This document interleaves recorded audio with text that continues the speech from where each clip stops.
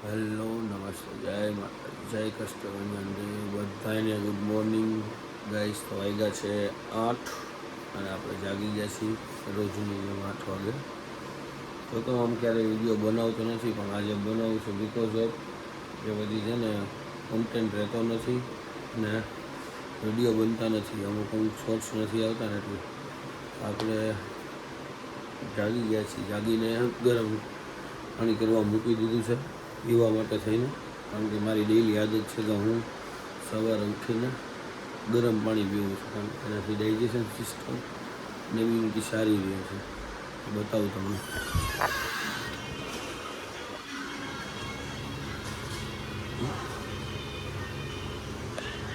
Mummy એવા નાસ્તો કરે, બહુ પાણી થઈ ગયું ગરમ, પી લઉં. ગાઈસ જો આ ગરમ પાણી છે, લોટો ભરીને આખો ભર્યો છે. આમ એટલું બધું ક્યારેય ગરમ પીતો નથી, આજે વખતે બહુ વધારે ગરમ થઈ ગયું છે, કેમ કે વિડીયો બનાવવા માટે થઈને હું અંદર હતો એટલે પાણીને બારે મૂકી દીધું, બહુ વધારે ગરમ થઈ ગયું છે. ઠંડુ થતાં એને વાર લાગશે, એટલે થોડી આપણે પીવામાં આપણે થોડી વાર લાગશે. પાણી પીવા જાય પછી આપણે બ્રશ કરશું, વોશરૂમ જઈશું, વોશરૂમ જઈને બધું ક્લિયર થઈ જશે.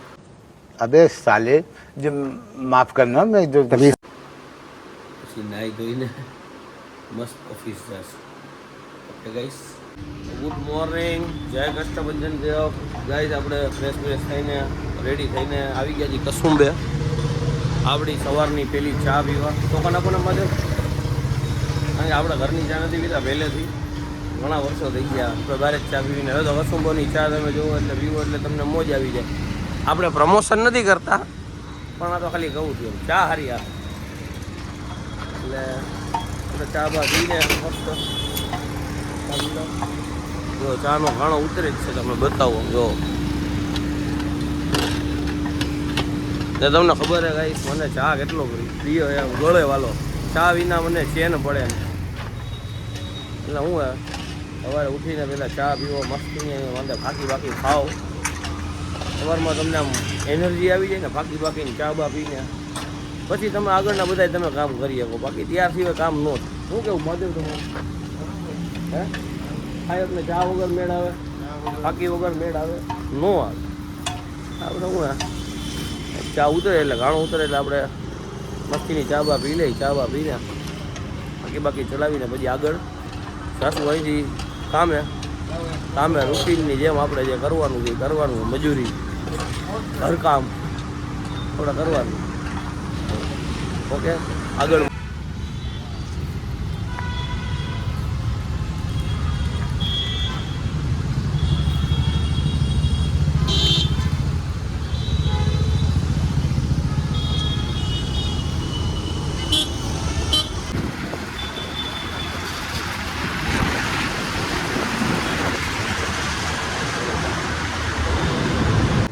ગાઈસ આપણે પહોંચી ગયા છીએ ઓફિસની નીચે. હવે આપણે જાય છીએ ઉપર ઓફિસે. ચાવી છે, ઓફિસ ખોલશું. ફર્સ્ટ ઓફ ઓલ તો પહેલાં આપણે લિફ્ટની રાહ જોઈ છે. અહીંયા લિફ્ટ આવશે એટલે આમાં ચડીને 2 માણસ ટૂંકે ચડાઈ જાય.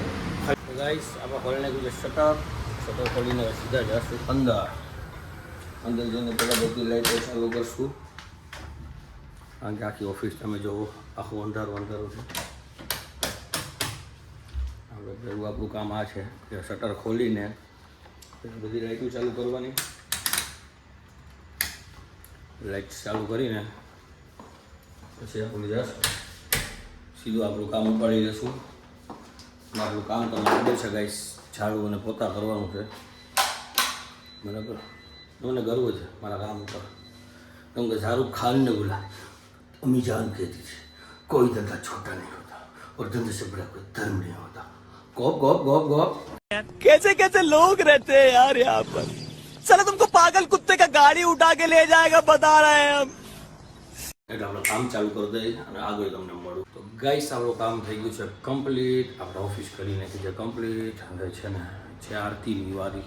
જે અમારે ડેઈલી રોજ સવારે આરતી થઈ જાય અહીંયા અમારે બાપુ કરે ડેઈલી આરતી ચાલુ થઈ ગઈ છે. આવી ગયા છે અમારા મેન સાહેબ, એટલે હું બહાર નીકળી જાઉં.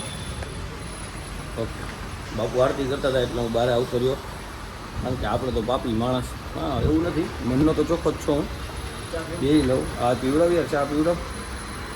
ચા તો પીવાની છે. અમારે આવી ગયો છે તનવીર યુટ્યુબમાં પોતે ખુદ વિડીયો બનાવે છે, બરાબર, પણ એ શોર્ટ્સ મૂકે, લાંબા વિડીયો નથી બનાવતો.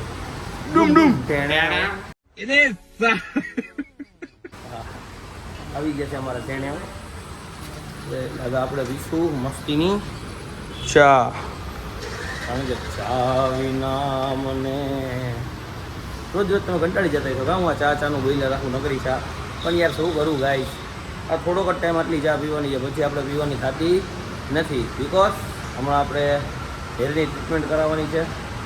હેર ટ્રીટમેન્ટ છે એ બધું તમને વ્લોગમાં બતાવી. હેર ટ્રીટમેન્ટ છે, જીમ ચાલુ કરવાનું છે. જીમ તો બસ હવે ખાલી કે આ 1-2 પ્રસંગ છે ઘરના, જે ત્યાં જવું પડે એમ જ છે ફરજિયાત. એક જગ્યાએ કચ્છ જવાનું છે, એક જગ્યાએ જુનાગઢ જવાનું છે. મારા શાળાના લગ્ન છે, તમને ખબર જ છે, એટલે ફરજિયાત જવું પડે એમ છે. કારણ કે હવે એમાં નહીં જાય ને તો ઓલું થશે. અને જીમ વસ્તુ એવી છે કે એમાં કન્સિસ્ટન્સીથી કરવું પડે. જેમ કે આ વિડીયો બ્લોગ, ગમે એ વસ્તુમાં કન્સિસ્ટન્સી તમારે જરૂરી છે. ગમે એ વસ્તુમાં તમારે રેગ્યુલર રહેવું પડે. અને પછી મને સ્કીપ થાય ને ડે તો એ ન મજા આવે. જોકે મને નહીં, કોઈને ન મજા આવે, કારણ કે પછી મન ન થાય પાછું જવાનું કે નથી જવું હવે. એટલે હું અત્યારે તો ગાઈસ વાગી ગયા છે 12:30.